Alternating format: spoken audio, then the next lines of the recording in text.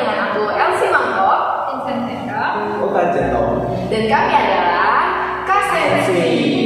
Nah teman-teman, aku di sini hari ini berperan sebagai moderator dan ini adalah tamu-tamu kedua. Ayo kelas. Nah kali ini kita akan membahas mengenai salah satu topik dari matkul pendidikan agama di kelas kita, yaitu agama dan tubuh. Nah teman-teman, berbicara mengenai agama dan tubuh berbicara berarti mengenai fisik kita. Nah seringkali kita tuh suka lalu gitu guys sama fisik kita sendiri gitu, padahal kita sendiri gitu loh. Nah itu biasanya disebut dengan apa sih? Insecure. Nah insecure. Dengar dari pernyataan teman-teman kita, ternyata hampir semua loh insecure, hampir semua pernah merasa kenapa aku kayak gini gitu, pernah merasa kayak gitu. Nah kalau misalnya dari aku sendiri juga pernah teman-teman mengalami yang namanya insecure. Kalau misalnya secara fisik mungkin nggak berlarut-larut lama gitu, tapi pernah tetap kayak misal sebenarnya guys aku tuh nggak terlalu suka sama kulit yang putih gitu, tapi aku juga pengen lebih cerah gitu, pernah berpikir seperti itu.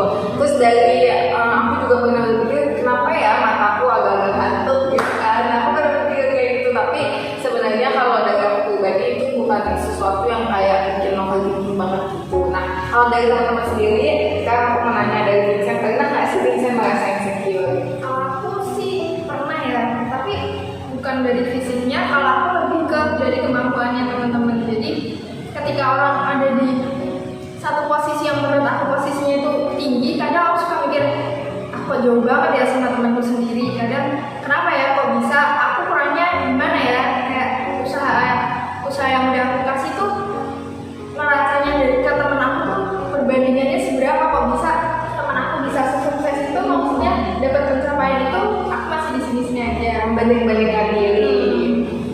Nah kalau misalnya dari Oka sendiri ini kan biasanya yang lebih banyak insecure ini cewek malahan ya kan, malah yang cewek yang kayak merasa kurang banget gitu. Nah kalau laki-laki tuh apa bisa insecure? Tentu saja bisa toh, masa enggak? Nah gimana tuh? Dari misalnya kita dari tampan aja gitu kan, perbedaan itu kan jelas sekali perkataan yang tampan sama yang selek gitu kan, itu kadang dibeda-bedakan sekali gitu loh. Nah itu membuat kita tuh kadang merasa diri nggak suka sama orang yang kayak gitu. Ya gitu lah. Kalau misalnya perempuan kan biasanya insecure-nya dari misal warna kulit, terus bentuk rambut, nah kayak gitu-gitu. Nah tapi kalau misalnya dari laki-laki sendiri kalau kayak gitu juga apa gimana? Kurang lebih ya seperti itu, tapi kebanyakan enggak juga sih. Kayak misalnya apa yang bentuk tubuh gitu lah. Oh, gentle gitu ya. Jadi banyak olahraga biar kebentuk nih tubuhnya gitu. Kalau saya sendiri sih kayak aman juga sih. Kalau Kak sendiri lebih ke bodo amat gitu ya. Tubuhmu untuk diriku sendiri sama untuk tubuhmu untuk diriku sendiri kan. Nah catat guys, tubuhku untuk diriku sendiri, tubuhmu untuk diriku sendiri. Nah satu quotes kita dapat dari Oka. Nah dari sini kita tahu nih teman-teman tadi definisi dari insecure itu sendiri dari kita bertiga yang udah menjabarkan.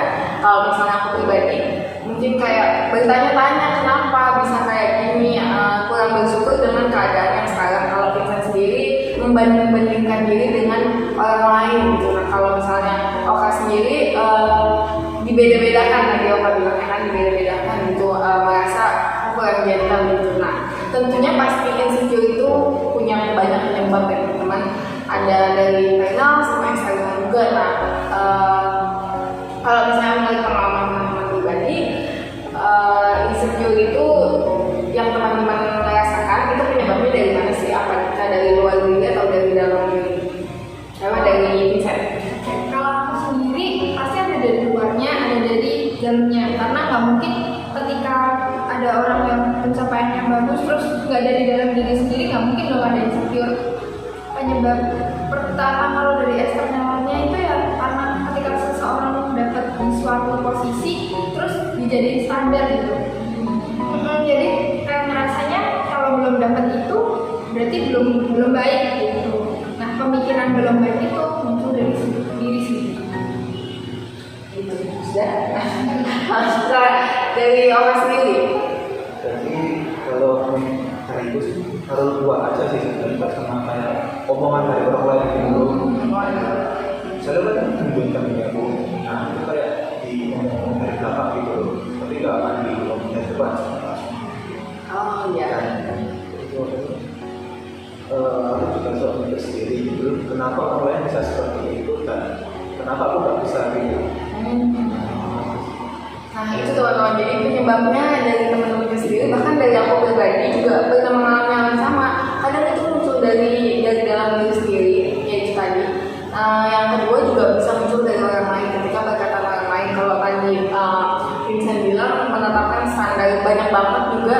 Kadang bukan cuma kita yang menetapkan standar, tapi dunianya juga kayak gitu menetapkan standar. Kayak misal standar kecantikan harus putih, kalau nggak standar kepintaran harus yang kumlot gitu kalau misalnya di kuliah gitu. Padahal standar kecerdasan gitu harus yang kumlot. Padahal semua bisa terjadi gitu, nggak kalau misalnya dari segi nilai nggak perlu tentang angka di akhir gitu, tapi prosesnya juga bisa gitu kan. Nah dari sini kita jadi tahu bahwa main bercandaan itu kadang apa ya, suatu bentuk dari tidak menghormati diri orang lain juga, betul ya.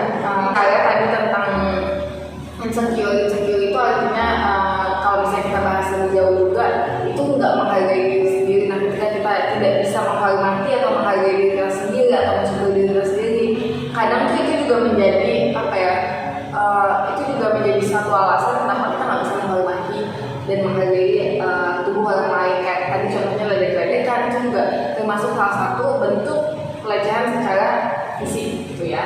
Nah kalau misalnya kan kita ngomongin ke agama nih guys, kebetulan di sini kita nih Bhinneka Tunggal Ika ya kan, dari orang sendiri beragama Muslim. Nah kalau misalnya dari Vincent sendiri Katolik, dari saya dari LC itu Kristen. Nah kalau misalnya di agama masing-masing ada nggak sih yang suatu ajaran gitu, ayat atau ajaran yang menggambarkan kalau nggak boleh insecure karena udah diciptakan seperti itu, ada nggak? Kalau gitu Kalau dalam Islam sih itu hadis riwayat itu mengatakan kalau menerima kita apa adanya karena kita itu sudah diberikan dari Tuhan kita itu seperti ini apa adanya, dan itu pasti ada manfaat sama ya.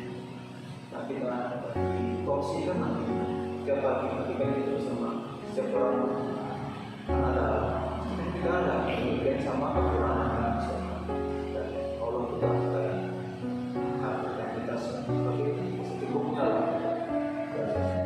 Nah jadi gitu guys, kalau misalnya dari teman-teman yang agama Muslim katakan nggak boleh insecure karena harus bisa menerima, karena kita sudah diciptakan apa adanya, udah dibagi-bagi nih porsinya udah masing-masing, yang tinggi ini, yang pendek ini, dan semua ada manfaatnya, ada faedahnya gitu lah ya. Kalau misalnya dari Katolik sendiri Vincent? Kalau dari Katolik ada di kitab Perjanjian ayat 26-27 itu bicara tentang ciptaan Tuhan itu diciptakan menurut citra dan gambaran Tuhan. Tentu kalau kita ngomong citra dan gambaran Tuhan itu sesuatu yang istimewa ya, karena nggak ada kurangnya lah.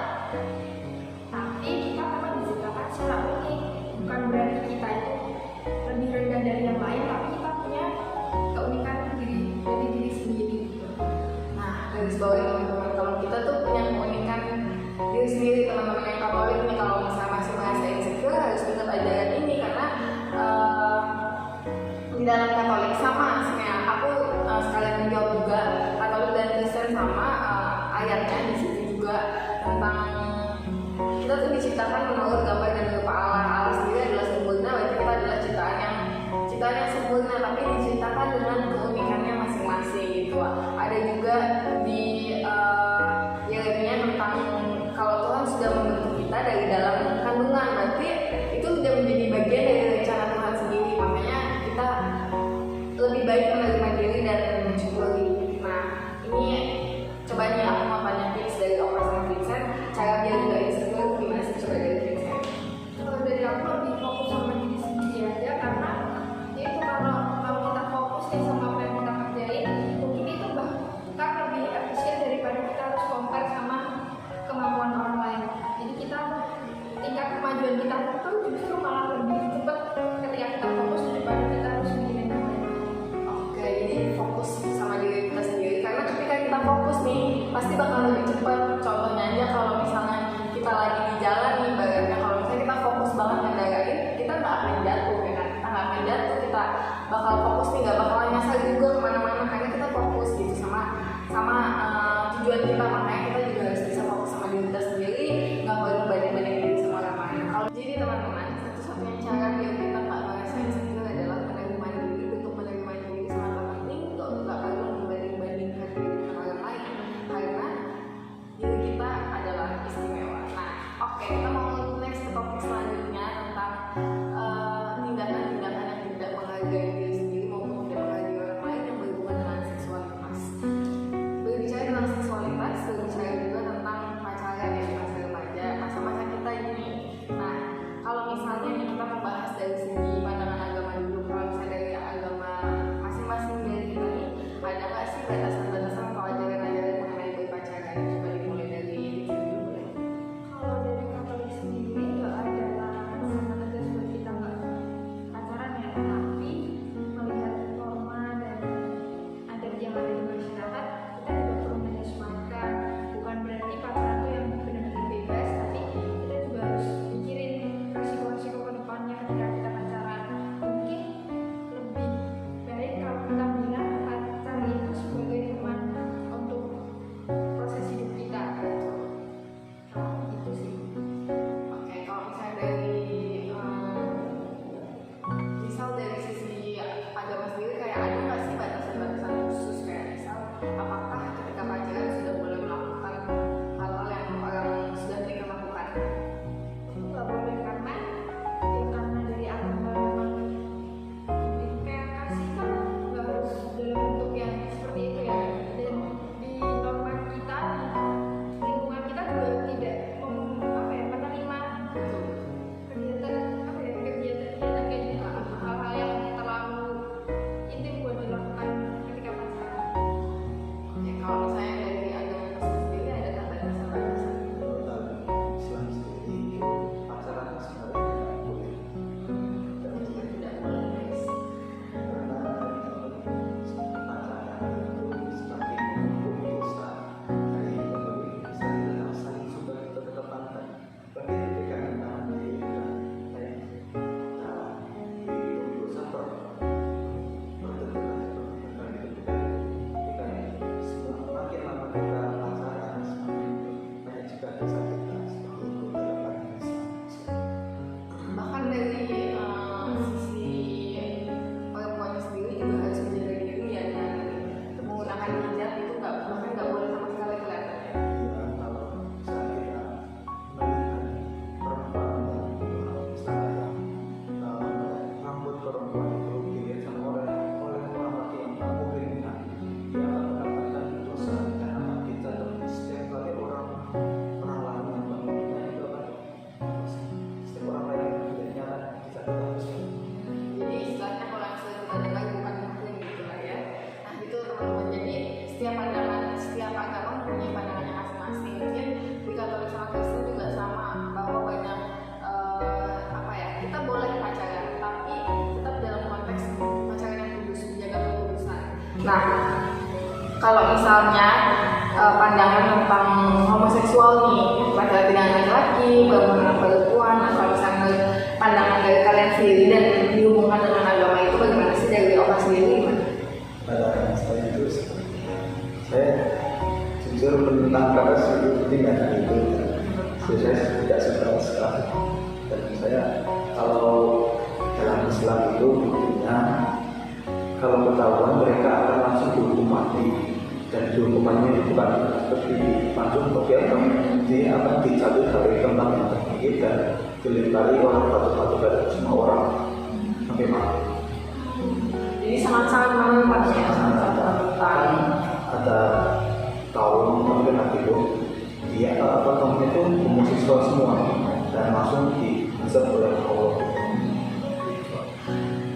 Serem ya teman-teman, untuk homoseksual itu sangat-sangat tidak diperbolehkan. Terakhir nih, kita kan udah bahas banyak banget nih tadi dari sisi pandangan agama masing-masing tentang gimana caranya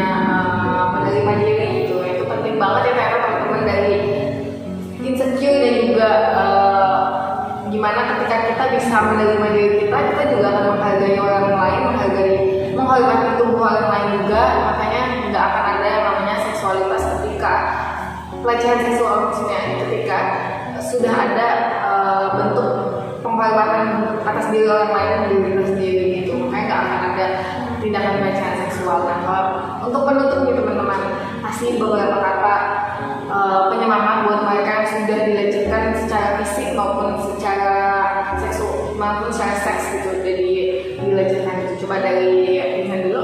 Kalau dari aku, ketika kalian ada di posisi sebagai korban, itu bukan berarti kalian jadi orang yang lemah. Jadi jangan takut buat speak up karena kalian dilindungi di negara hukum.